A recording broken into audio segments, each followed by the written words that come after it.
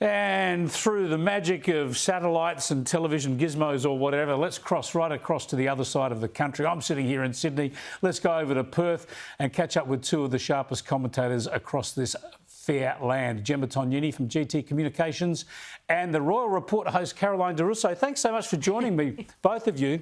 I've got to get your... good to be here, Chris, even though that you hate Collingwood. Yeah, I forgot we had a Collingwood supporter coming up next. You'll be licking your chops for Friday night, no doubt.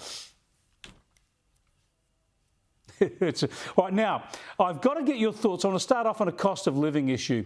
We're getting these increasing reports of kids turning up to school hungry and without lunch, and therefore schools and charities supporting those schools, particularly in the case of this story focused on Queensland, making sure that these kids actually get something to eat during the day. Now, there's more than cost of living pressures at play here, Caroline, but it's such a shocking issue that in a country like ours, we're facing this problem. Yeah, Chris, and the thing is we're talking about your kids having lunch to go to school. So in any family, really, that there would be pretty high on the list of priorities, you know, that there is an essential spend. You know, it's not like we're talking about discretionary spending. It's not like saying, and it'd be disappointing as well, but saying, you know, your kids can't play, you know, a second sport or something like that, which you can understand with cost of living pressures, you know, parents might not be able to afford. But something as fundamental as kids going to school either with nothing in their lunchbox or old food in their lunchbox does show a significant issue. I mean, look, there's always been an underlying issue with some kids, you know, going to school hungry. But if we're seeing an increasing prevalence of it, I think that is a very significant cost of living issue. Yeah, it's a hell of a worry. Gemma, there's obviously some dysfunction issues here, though, for families, surely. I mean, you know, a couple of slices of bread, some butter and some Vegemite, that's the basics. And, you know, you've got to be able to pull that together for your kids, surely.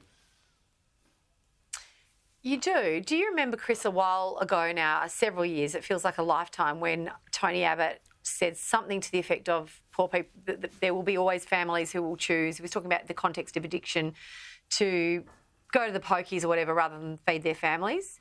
I think there was an element of truth to that people found really unsavoury at the time.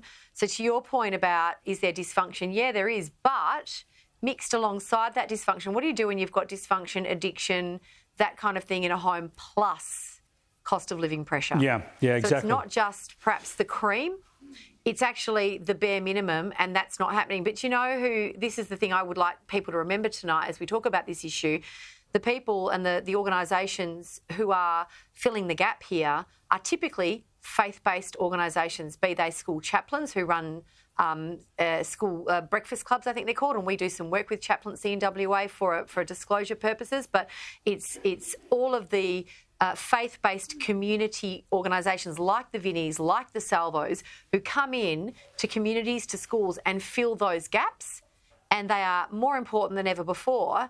And meanwhile, we're being told all manner of things about cost of living. We're sort of being gaslit by our governments, Chris, about what really is causing this cost of living.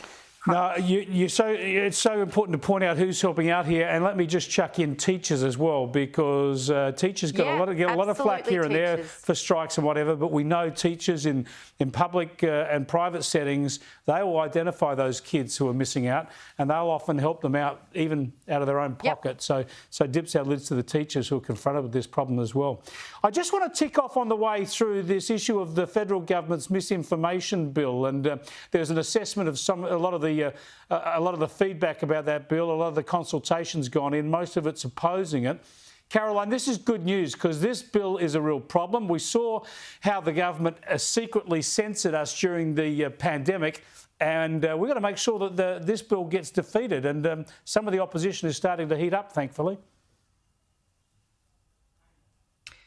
Yeah, I'm almost surprised that they went around to have another go at this. I mean, we saw an earlier version of it, I suppose, under the Gillard government, but they will always have a crack. And this is one of those things where we all need to push back because you can't just call something misinformation just because it doesn't come from the government or just because the government doesn't agree with it. The government gets things wrong all the time. And the marketplace of ideas and any person who has an opposing view and is particularly able to back up that opposing view shouldn't be censored just because it's not politically convenient or expedient. I find bills like this actually, I find them particularly concerning. And I find of particular interest in this bill the way that they've carved out certain bits and pieces and certain people, the government and certain parts of the mainstream media who won't be who are exempt from this bill, I suppose, and that there is incredibly concerning because everyone should have the same playing field.